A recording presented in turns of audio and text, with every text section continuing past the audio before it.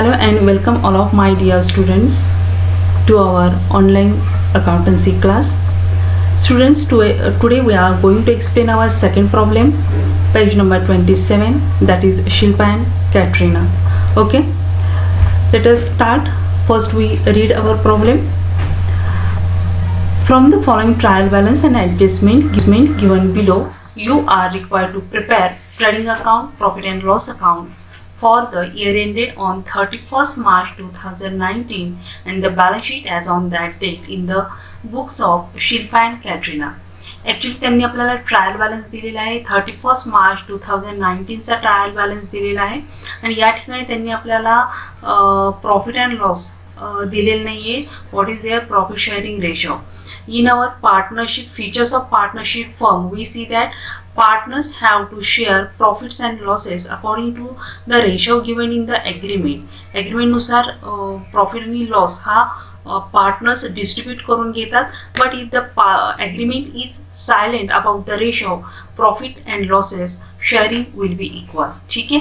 मग या ठिकाणी आता आपण काय करणार, आपल्याला प्रॉफिट शेअरिंग रेशो दिलेला नाहीये आणि त्यावेळेस आपण काय करतो तर जो की आपण प्रॉफिट लॉस डिस्ट्रीब्यूट करणार आहोत तो आपण इक्वल रेशोमध्ये डिस्ट्रीब्यूट करणार आहे.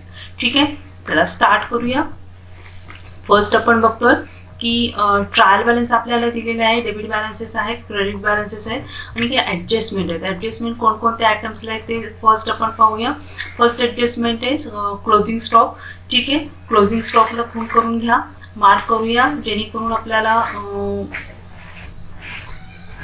प्रॉब्लेम्स मध्ये इनर कॉलमला पॉइंट आउट करणं सोपं होऊन जाईल. क्लोजिंग स्टॉक डायरेक्ट ॲडजस्टमेंट आहे. नेक्स्ट आउटस्टँडिंग एक्सपेन्सेस, रॉयल्टीजवरती आउटस्टँडिंग सांगितलेले आहे आणि वेजेसवरती आउटस्टँडिंग सांगितले आहे. ठीक आहे. नेक्स्ट आहे सॅलरी पेड इन ॲडव्हान्स, सॅलरीला मार्क करून घेऊया. Next create a provision for bad debts of ₹1000 and reserve for doubtful debts. Reserve for doubtful debts at 3% on debtors. या ठिकाणी बॅड डेब्ट्स वरती ॲडजस्टमेंट दिलेली आहे, डेटर्स वरती ॲडजस्टमेंट आहे. या ठिकाणी बॅड डेब्ट्स वरती ॲडजस्टमेंट, बॅड डेब्ट्सला खून करून घ्या. बॅड डेब्ट्स आपल्याला दिलेले आहेत आणि डेटर्सला खून करूया. नेक्स्ट लास्ट ॲडजस्टमेंट आहे आपली depreciate land and building. Land and building वरती आपल्याला डेप्रिसिएशन काउंट करायचे आणि फर्निचर वरती देखील आपल्याला डेप्रिसिएशन करायचे. ठीक आहे, या आपल्या काय झालेल्या आहेत, ॲडजस्टमेंट झालेल्या आहेत. आपण बघतोय फर्स्ट प्रॉब्लेम बघूया. सगळ्या ॲडजस्टमेंटला तुम्ही मार्क करून घेतलेला आहे. ठीक आहे. First land and building. आता या ठिकाणी प्रॉब्लेम सोडवत असताना आपण डायरेक्ट ॲडजस्टमेंट पाहूयात. ॲडजस्टमेंट करूनच आपण इफेक्ट देऊयात. ठीक आहे. First land and building, it is a asset of our business. So balance शीटच्या ॲसेट साईडला आपण नोट डाऊन करतोय. या ठिकाणी मला पुन्हा एक गोष्ट सांगायची आहे की या ठिकाणी कॅपिटलचा बॅलन्स दिलेला आहे, तुम्हाला करंट अकाउंटचा बॅलन्स दिलेला नाही आहे. याचा अर्थ आपण काय काय ओपन करणार आहे. फर्स्ट आपण ओपन करणार आहे trading account, second profit and loss account. Next आपण ओपन करतोय partners capital account. Partners capital account last लेक्चरला आपण पाहिलेलं आहे. पार्टनर्स कॅपिटल अकाउंट आपण कसं ओपन करणार आहे, पर्टिक्युलर्स असणार आहेत, त्याच्यानंतर पार्टनर्सचे 2 कॉलम असणार आहेत, डेबिट बॅलन्सेस आणि पार्टनर्स क्रेडिट बॅलन्सेस. या ठिकाणी आपण ओपन करणार आहोत. ठीक आहे. आपण अकाउंट्स ओपन केले तर trading account, profit and loss account, partners capital account आणि लास्ट आपण ओपन करतोय बॅलन्स शीट.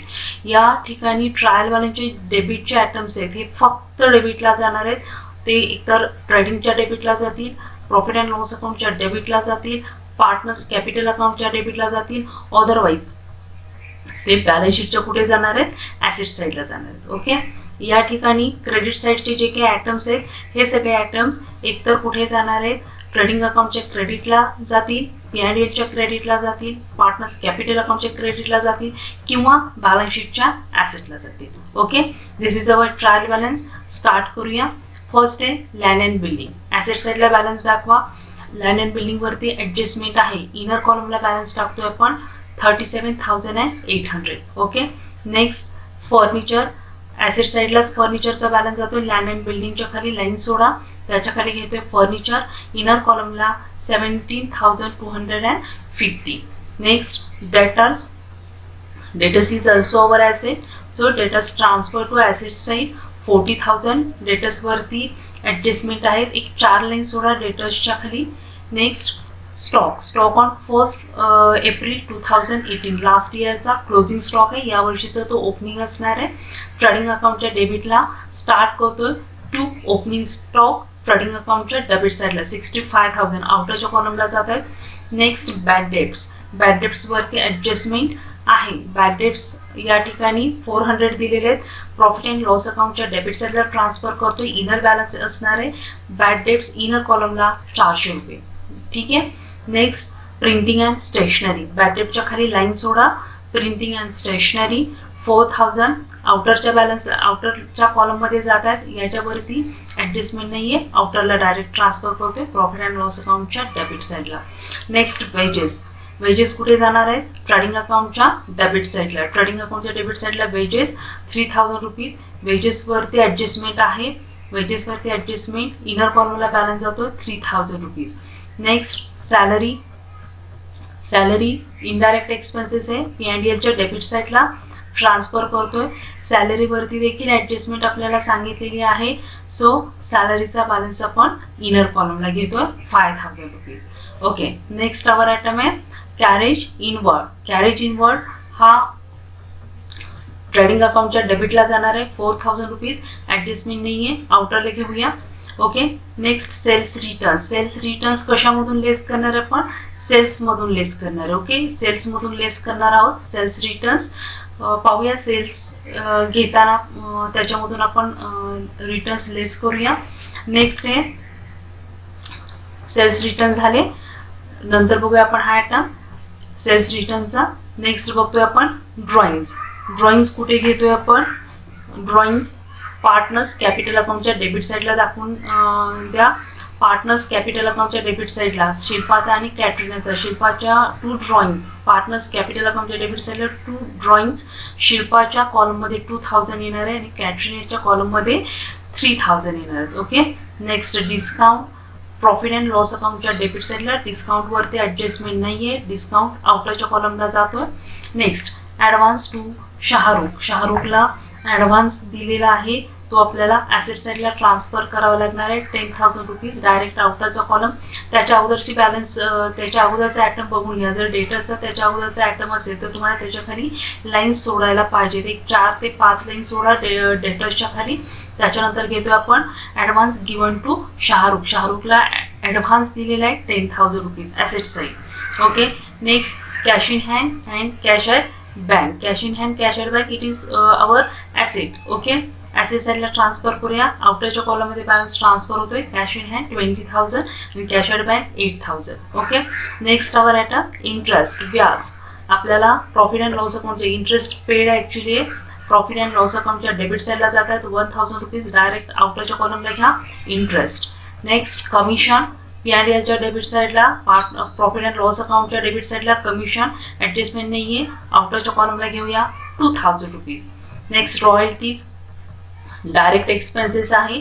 लास्ट इयर आपण याच्यावरती चर्चा केलेली. रॉयल्टीज ट्रेडिंग अकाउंटच्या डेबिटला ट्रान्सफर करतोय 2,000 रुपीज. रॉयल्टीजवरती ॲडजस्टमेंट नाही आहे. डायरेक्ट आउटरच्या कॉलमला घेऊया 2,000 rupees.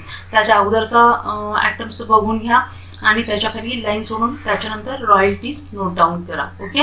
Next purchases note down करताना त्याच्यामध्ये रिटर्न्स आहेत का ते आपल्याला पाहायला पाहिजेत. या ठिकाणी पर्चेसेस रिटर्न्स आहेत. सो पर्चेसेसमधून पर्चेसेस रिटर्न्स आपण काय करणार आहे? लेस करणार आहे. ओके. चला लेस करूया. पर्चेसेस घेतो. कुठे येणार आहेत पर्चेसेस? ट्रेडिंग अकाउंटच्या डेबिट साईडला. पर्चेसेस ट्रेडिंग अकाउंटच्या डेबिट साईडला 50,000 50,000 रुपये त्याच्यामधून लेस करतोय. लेस पर्चेसेस रिटर्न 1,480. पर्चेसेसमधून पर्चेसेस रिटर्न लेस केले. बघा या ठिकाणी पर्चेसेसमधून पर्चेसेस रिटर्न लेस करतोय. या ठिकाणी बॅलन्स येतोय पर्चेसेसमधून पर्चेसेस रिटर्न लेस केले 1,480. बॅलन्स आला 4,88,550.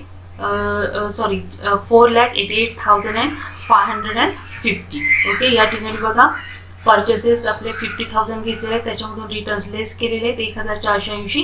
बॅलन्स आउटरला दिसतोय. ठीक आहे. नेक्स्ट पाहूया. या ठिकाणी पर्चेसेस घेतलेले आहेत. त्याच्यानंतर आपण बघतोय क्रेडिट बॅलन्सेस. या ठिकाणी मला वाटते काही अडचण नाही आहे डेबिट बॅलन्सेस ट्रान्सफर करायला. First land and building, asset side, furniture, asset side, debtors, asset side, stock, trading अकाउंटच्या डेबिटला ट्रान्सफर करतोय. बॅड डेट्स P&Lच्या डेबिटला, प्रिंटिंग अँड स्टेशनरी P&Lच्या डेबिटला, वेजेस ट्रेडिंगच्या डेबिटला, सॅलरी P&L डेबिटला, त्याच्यानंतर कॅरेज इनवर्ड ट्रेडिंगच्या डेबिटला, सेल्स रिटर्न्स आपल्याला लेस करायचे. अजून आपण हा आयटम घेतलेला नाही आहे sales return. Okay, drawings transfer केलेत पार्टनर्स कॅपिटल अकाउंटच्या डेबिट साईडला. 2 ड्रॉइंग्स शिल्पाच्या कॉलम्समध्ये 2000, कॅटरिनाच्या कॉलममध्ये 3000. नेक्स्ट पाहतोय डिस्काउंट P&Lच्या डेबिटला, advance given to Shahrukh asset, cash in hand asset, cash at bank asset, interest P&L debit, commission P&L debit, royalties trading अकाउंटच्या डेबिटला, पर्चेसेस ट्रेडिंगच्या डेबिटला. त्याच्यातून रिटर्न्स आपण काय केलेत, लेस केलेत. Okay, now see credit balances of trial balance. Okay, या ठिकाणी कॅपिटलचा बॅलन्स आहे. कॅपिटलचा बॅलन्स पार्टनर्स कॅपिटल अकाउंटच्या क्रेडिट साईडला ट्रान्सफर करतोय. By balance carried down. Actually पुस्तकामध्ये तुम्हाला डायरेक्ट हे आयटम जे घेतलेले आहेत, कॅपिटल असेल किंवा ड्रॉइंग्स असेल किंवा आपला नेट प्रॉफिट असेल, हा ट्रान्सफर डायरेक्ट कुठे केलेला आहे, त्यांनी बॅलन्स शीटला केलेले आहे. पण आपण जेव्हा सेपरेट अकाउंट ओपन करतोय, कॅपिटल अकाउंट आपण सेपरेट ओपन करतोय, त्यावेळेस आपल्याला बऱ्यापैकी सगळे ॲडजस्टमेंट व्यवस्थित कव्हर होतील, काहीच अडचण येणार नाही. ओके, सो कॅपिटलचा बॅलन्स आहे क्रेडिट साईडला घेतोय. पार्टनर्स कॅपिटल अकाउंटच्या क्रेडिट साईडला by balance brought down, Shilpa 45,000, Katrina 45,000. Okay, next आहे बिल्स पेएबल. लायबिलिटी साईडला जातोय हा बॅलन्स. लायबिलिटी साईडला बिल्स पेएबल लिहित असताना एक 4 लाईन सोडा. आपल्याला कॅपिटलचा बॅलन्स ट्रान्सफर करायचं आहे ज्यावेळेस आपण पार्टनर्स कॅपिटल अकाउंट क्लोज करणार आहोत. ओके, बिल्स पेएबल, बिल्स पेएबलचा बॅलन्स लायबिलिटी साईडला, याच्यावरती काही ॲडजस्टमेंट नाही आहे, डायरेक्ट आउटरला बॅलन्स जातो 17,500. Next bank overdraft. Bank overdraft liability आहे 10,000 रुपीज, लायबिलिटी साईडला ट्रान्सफर करा. पर्चेसेस रिटर्न, ऑलरेडी पर्चेसेसमधून आपण रिटर्न्स लेस केलेले आहेत. ओके, नेक्स्ट क्रेडिटर्स, याच्यावरती ॲडजस्टमेंट नाही आहे, लायबिलिटी साईडला ट्रान्सफर करतो 22,000. Next bank loan. Bank loan, it is a liability of our business, so 15,000 transfer to liability side, bank loan. Next, interest received, व्याज मिळाले, it's a indirect income, so it is transferred to the credit side of profit and loss account. Credit side of profit and loss account 1,500, 1,500.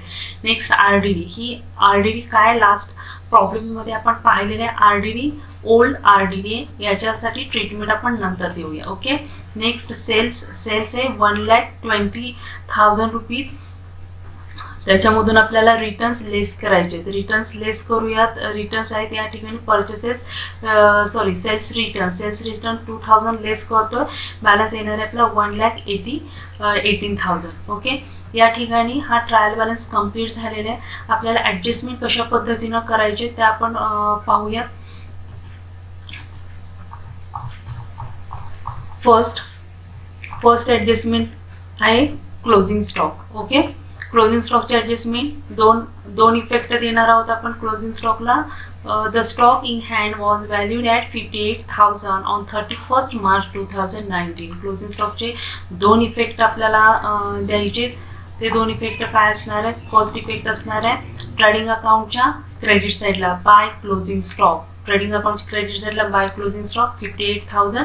आणि second effect असणार आहे तुमच्या balance शीटच्या asset साईडला. Second effect जातोय closing stock 58,000. Okay, 2 effect लक्षात ठेवा trading अकाउंटच्या क्रेडिटला, balance शीटच्या ॲसेट साईडला.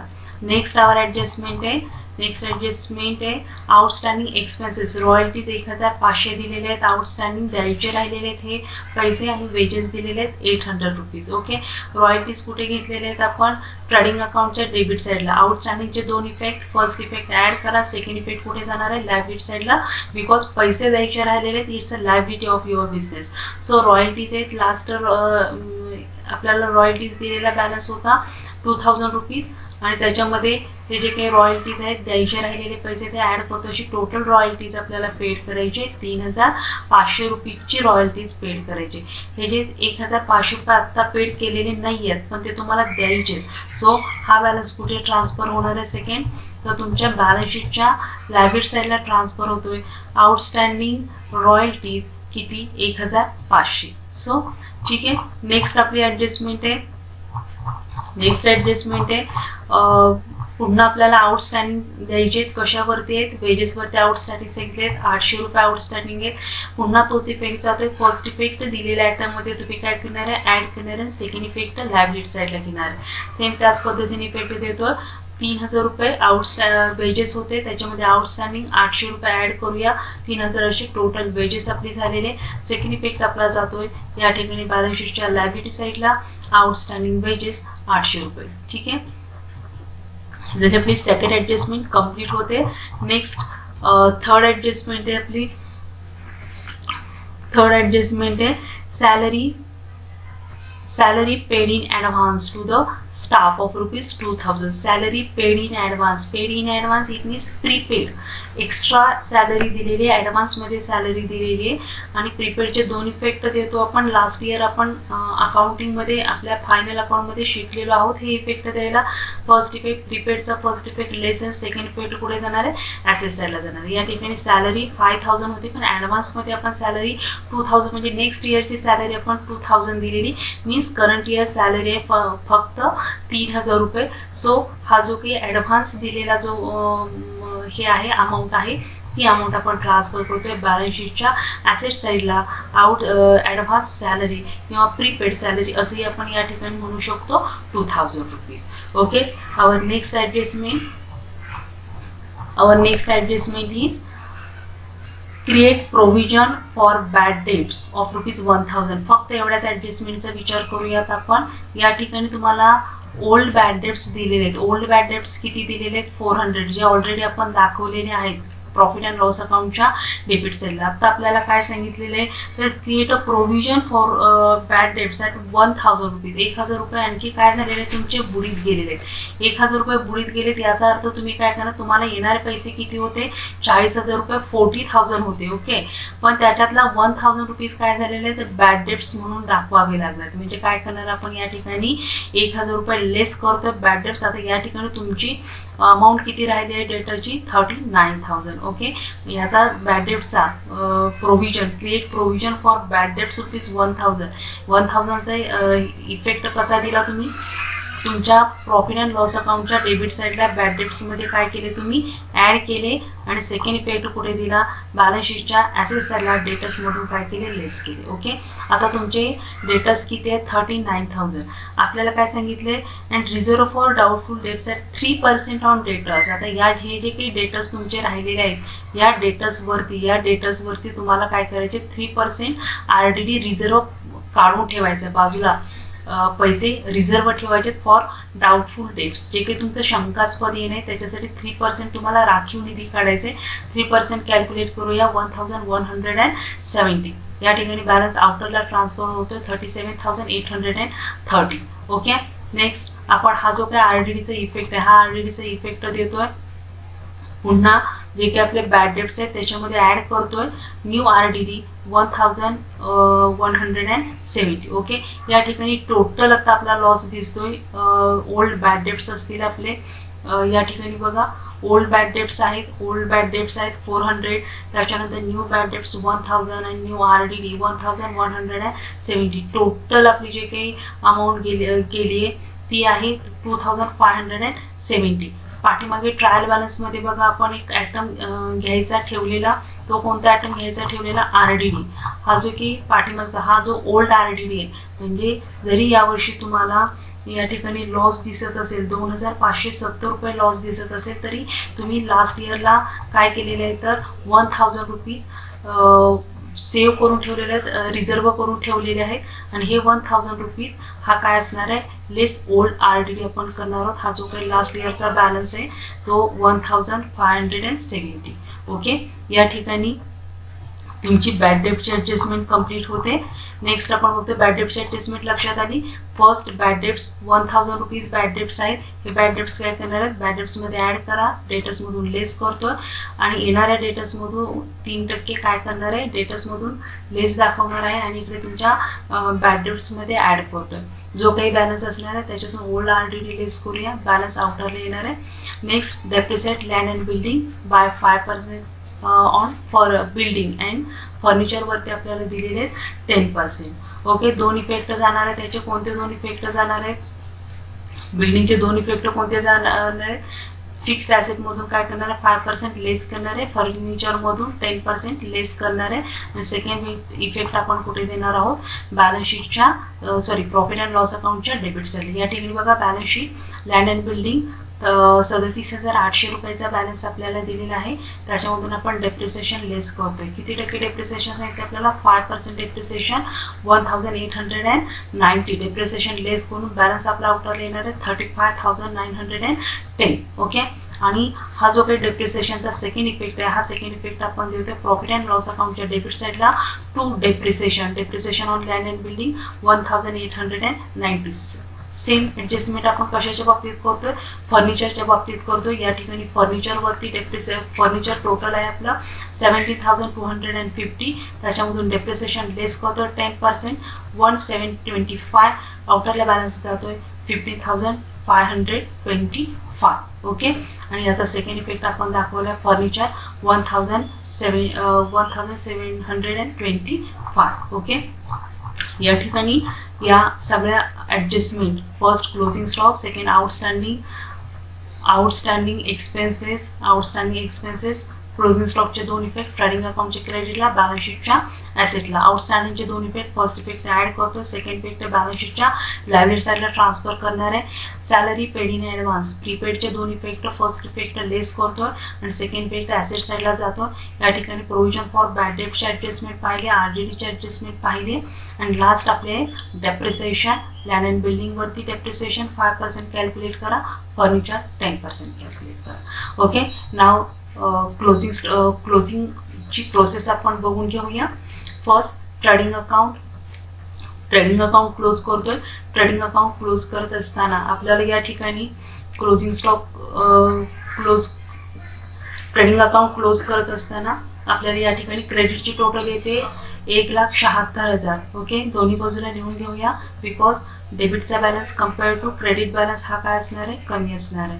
तो बॅलन्स डेबिट बॅलन्स लेस करूया. लेस करून बॅलन्स येते 51,180. ग्रॉस प्रॉफिट कॅरी डाऊन, हा ग्रॉस प्रॉफिट ट्रान्सफर करतोय क्रेडिट साईडला. By gross profit brought down 51,180. Okay, next profit and loss account आपण क्लोज करतोय. Profit and loss account close करत असताना या ठिकाणी बघा, क्रेडिट साईडची टोटल येते 52,680. दोन्ही बाजूला लिहून घेतोय. डेबिट साईडचे बॅलन्सेस या बॅलन्समधून लेस करतोय. बॅलन्स येतोय 35,465. ओके, मग अशी मी सांगितलं इक्वल पार्टनर आहेत, आपल्याला प्रॉफिट शेअरिंग रेशो दिलेला नाही आहे, आपण इक्वली अमाऊंट डिस्ट्रीब्यूट करतो. ही अमाऊंट आपण ट्रान्सफर करणार आहे. या ठिकाणी बघा, लायबिलिटी साईडला ट्रान्सफर केली, पण आपण ट्रान्सफर कुठे करणार आहे? पार्टनर्स कॅपिटल अकाउंटच्या क्रेडिट साईडला. पार्टनर्स कॅपिटल अकाउंटच्या क्रेडिट साईडला बाय नेट प्रॉफिट या ठिकाणी बॅलन्स दिसतोय. शिल्पाचा बॅलन्स आलेला 17,732 रुपये. ओके, आणि कॅटरिनाचा बॅलन्स आलेला 17,733. आता पार्टनर्स कॅपिटल अकाउंट क्लोज करून घेऊया. पार्टनर्स कॅपिटल अकाउंट क्लोज केल्यानंतर आपल्याला बॅलन्स मिळणार आहे, तो म्हणजे 60,732 रुपये शिल्पासाठी असणार आहे, आणि कॅटरिनासाठी बॅलन्स येणार आहे 59,733. ओके, नाव या ठिकाणी ॲसेट आणि लायबिलिटीची टोटल होते, आणि ॲसेट आणि लायबिलिटीची टोटल झाल्यानंतर लास्टला आपल्याला बॅलन्स येतो 1,87,265. ओके, ॲसेट आणि लायबिलिटीज या ठिकाणी पण क्लोज करतो. प्रॉब्लेम समजावून घ्या. जे काही ॲडजस्टमेंट आहेत ह्या ॲडजस्टमेंट पाठीमागे रिपीट झालेल्या आहेत, त्यामुळे काही प्रॉब्लेम येणार नाही. साईड बाय साईड हे सगळे प्रॉब्लेम्स आपण या पद्धतीने समजावून घेऊ. Okay, thank you.